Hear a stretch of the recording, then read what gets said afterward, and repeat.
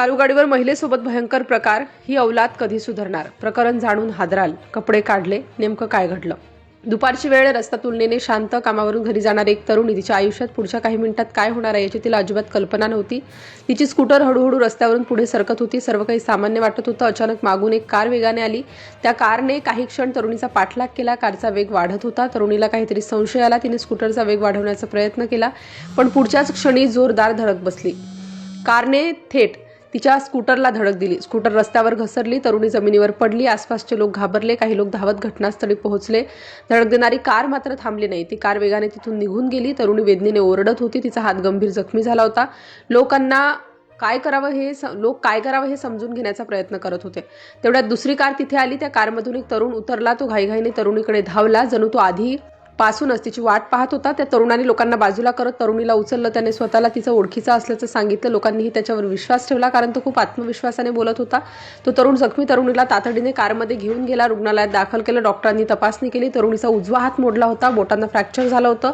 तरुणाने रुग्णालयात स्वतःची ओळख तिची पती म्हणून दिली. डॉक्टरांनी, नर्सेसनाही त्याच्यावर संशय आला नाही. सर्वांना वाटलं हा तरुण खरोखरच तिचा जवळचा आहे. तरुणीला शुद्ध आली. तिच्यासमोर तोच तरुण उभा होता. त्याने तिला धीर दिला, तिची काळजी घेतली. त्या क्षणापासून तो तिच्यासाठी हिरो बनला. पुढील काही दिवसात दोघांमध्ये बोलणं वाढलं, भेटी वाढल्या. तरुणी त्याच्यावर विश्वास ठेवू लागली. तिला वाटलं हा माणूस माझं आयुष्य वाचवणार आहे. परंतु काही दिवसांनी तिच्या मनात शंका निर्माण झाली. अपघातानंतर तो इतक्या लवकर कसा पोहोचला? तो आधीपासूनच आसपास होता का? तरुणीने त्या दिवसाची आठवण काढायला सुरुवात केली. काही गोष्टी तिला विचित्र वाटू लागल्या. तिच्या मनात संशय वाढत गेला. तिने पोलिसांकडे जाण्याचा निर्णय घेतला. पोलिसांनी तक्रार नोंदवली. तपास सुरू झाला. परिसरातील सीसीटीव्ही फुटेज तपासले गेले. फुटेजमध्ये काही धक्कादायक गोष्टी समोर आल्या. अपघात करणारी कार आणि मदत करणारा तरुण यांच्यात संबंध असल्याचे संकेत मिळाले. पोलिसांनी कॉल डिटेल्स तपासले. त्यातून दोघेही सतत संपर्कात असल्याचं दिसलं. संशय अधिकच बळावला.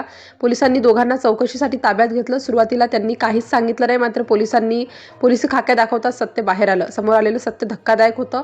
हा अपघात नव्हताच, तो एक प्लॅन होता. मुख्य आरोपी रणजित राजन याला त्या तरुणीवर प्रेम होतं. तिच्या नजरेत हिरो बनण्यासाठी त्याने हा कट रचला होता. त्याने आपल्या मित्राला तरुणीच्या स्कूटरला धडक देण्यास सांगितलं. स्वतःच काही वेळाने येऊन तिला वाचवायचं ठरवलं होतं. योजना यशस्वी झाली. तरुणी त्याच्यावर विश्वास ठेवू लागली, पण संशयाने सगळा खेळ उघड झाला. या अपघातात तरुणी गंभीर जखमी झाली होती. तिचा हात मोडला होता. तरीही आरोपींनी स्वतःच्या स्वार्थासाठी तिचं आयुष्य धोक्यात टाकलं. पोलिसांनी दोघांनाही अटक केली. त्यांच्यावर खुनाचा प्रयत्न आणि पुरावे नष्ट करण्याचा गुन्हा दाखल करण्यात आला.